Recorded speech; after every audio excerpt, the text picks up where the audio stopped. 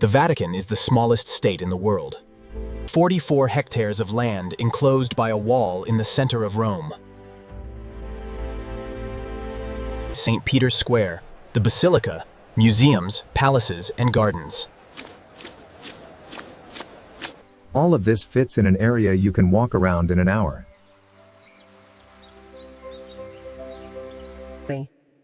Every year, millions of tourists come here from all over.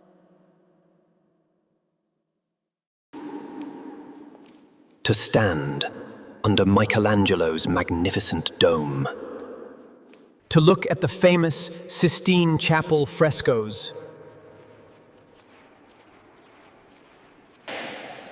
And maybe see the Pope during Sunday prayer. They walk on marble floors, looking up at painted ceilings. Snapping cameras, unaware of what lies beneath their feet. Underneath lies a whole world, a city of the dead.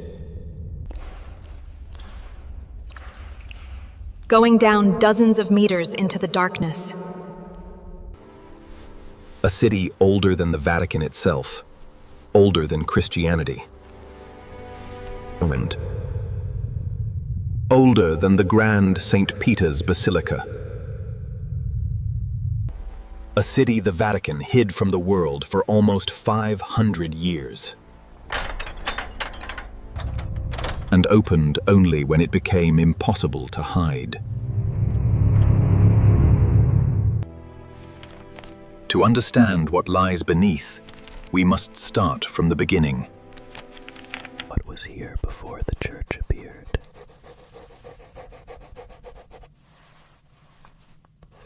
There was a cemetery here, long ago. 2,000 years ago, during the Roman Empire.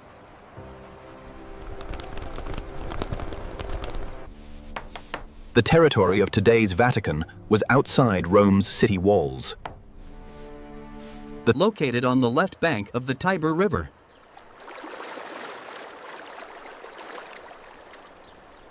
It was a hilly, swampy area called the Vatican Hill. Known in Latin as the Ager Vaticanus.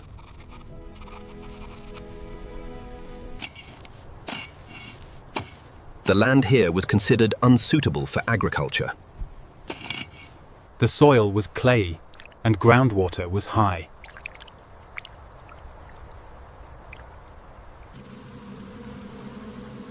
Malarial mosquitoes swarmed in the lowlands. But for one purpose, this place was perfect. It was perfect for burials.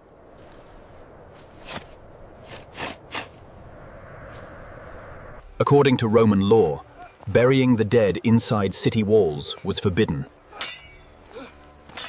Cemeteries were located along the roads leading out of the city. The Vatican Hill became one of these cemeteries. And not just a simple one, but a huge, multi-level necropolis. Used continuously for several centuries.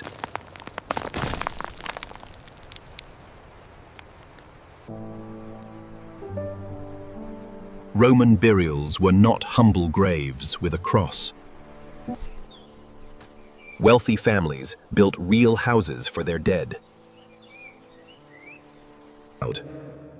Mausoleums with rooms, painted walls, and mosaic floors. And intricately carved marble sarcophagi. These mausoleums stood along the roads like houses on a street, forming entire quarters of the dead.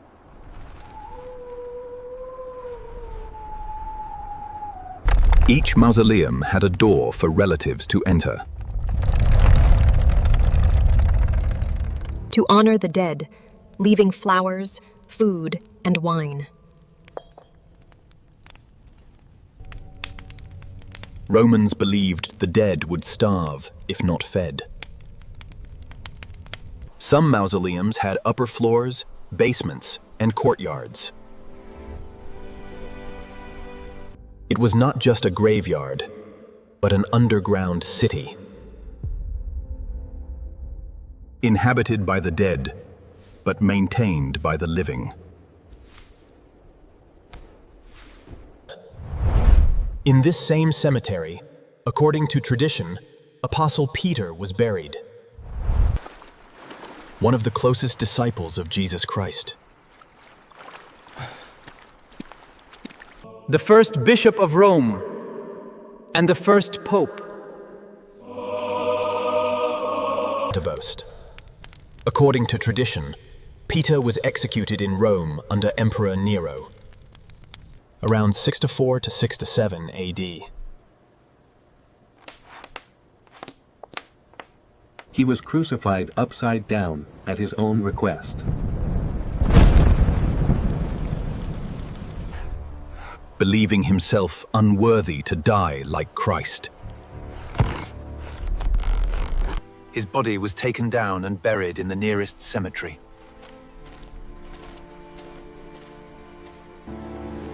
On that very Vatican Hill.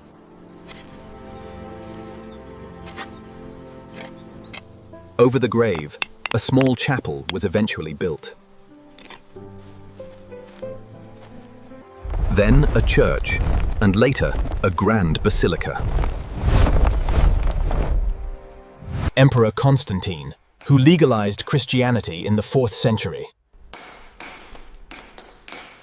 ordered a grand temple to be built on this site.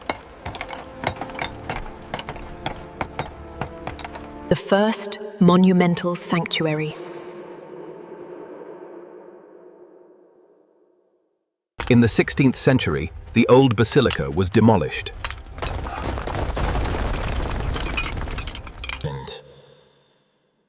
And the current one was erected in its place. The one with the master architect's famous dome.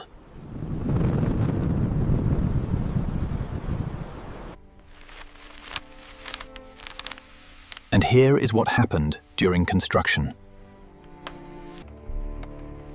When the emperor built his grand temple, he needed a flat site. And here is what happened during construction. The one with the master architect's famous dome. Constantine ordered the top of the Vatican Hill to be cut off, and the hollows and unevenness to be filled in. The mausoleums were filled with earth and rubble.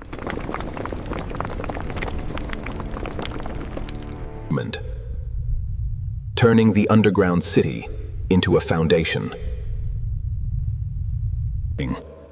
Literally, the walls of the dead became the walls of the living. Next to the cemetery, there was another structure. The Circus of Nero, which played a key role. Not a circus, but a massive chariot racetrack. Here, Nero carried out mass executions of Christians. After the Great Fire of Rome in 604 AD.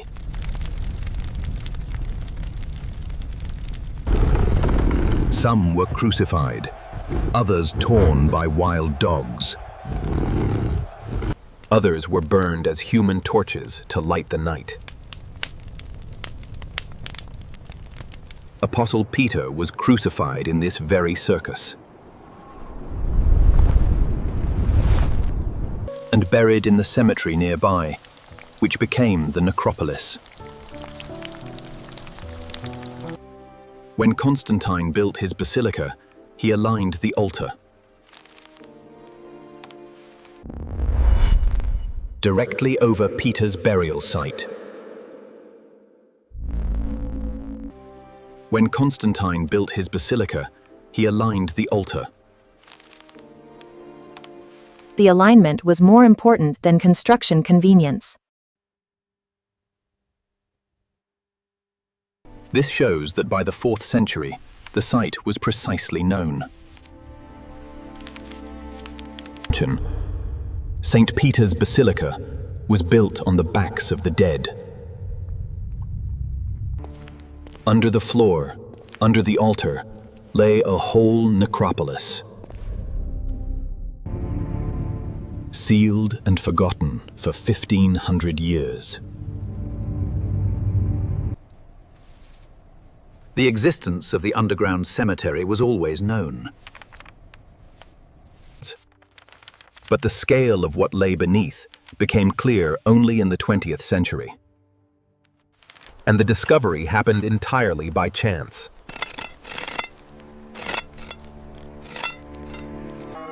In 1939, Pope Pius XI died.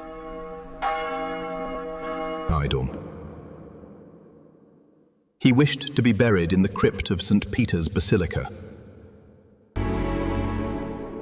a subterranean space where many popes rest. When workers began preparing the grave, digging the floor,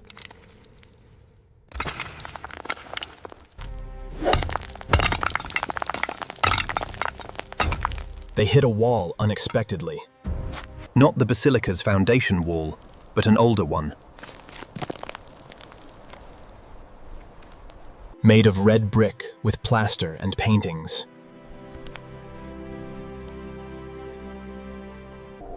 Behind the wall was a room, then a corridor, then more rooms. Workers had breached a mausoleum of the Roman necropolis.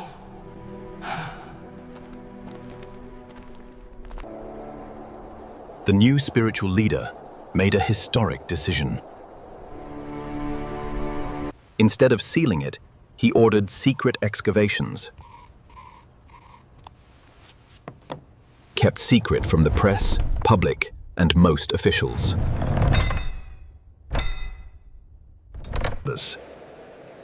He knew finding Peter's tomb would confirm Catholic tradition.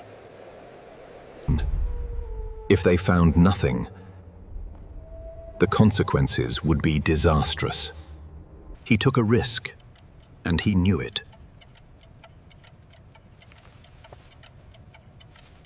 Excavations lasted 10 years, from 1940 to 1950. Under absolute secrecy, complicated by the global conflict.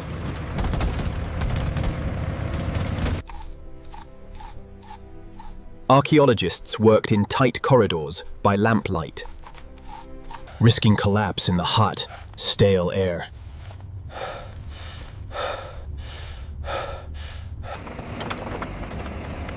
Every day they cleared the path, removing earth and debris.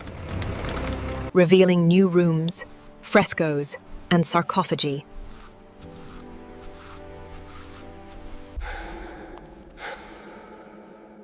What they found exceeded all expectations. A whole underground city with 22 mausoleums, aligned along an ancient Roman road.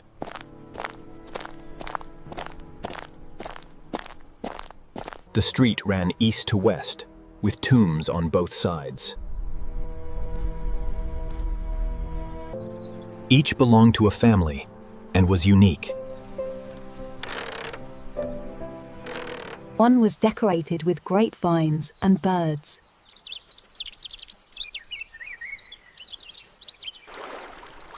Another had a mosaic floor with marine motifs. A third had a stucco ceiling depicting Mercury. Some were pagan, others early Christian.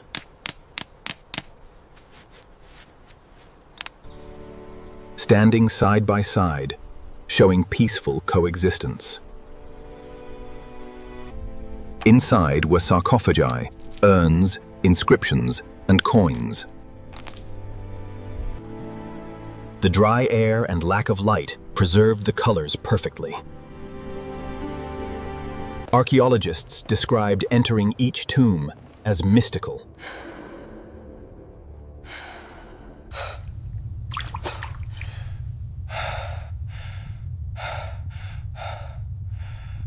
Painted 2,000 years ago, looking fresh. A Roman matron, a man in a toga, a child with a toy dog. These faces stared into the dark for 16 centuries. For archaeologists, it was a profound encounter.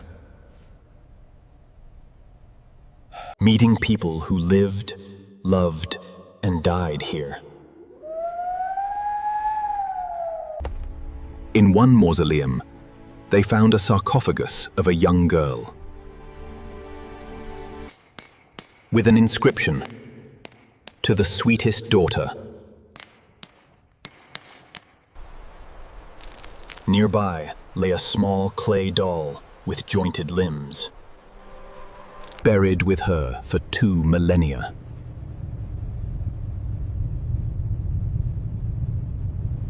When the archaeologist held it, the doll's arms moved. When the archaeologist held it, the doll's arms moved.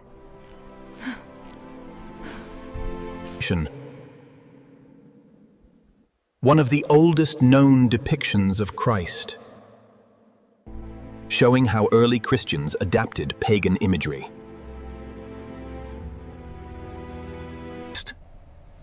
But the main goal was Apostle Peter's tomb.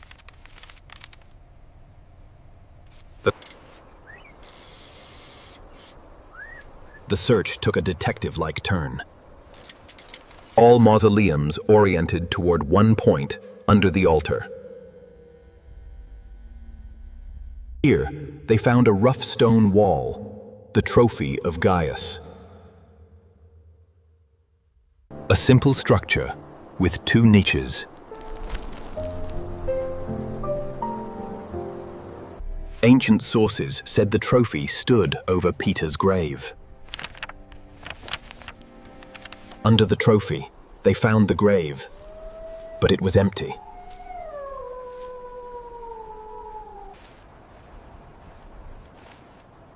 The initial reaction was deep disappointment.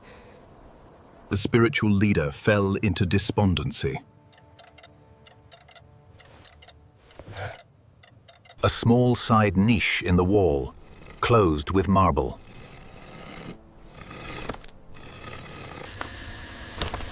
Inside, she found bones wrapped in purple and gold cloth. Belonging to a 6 to 70-year-old man of robust build. Soil on the bones matched the empty grave below.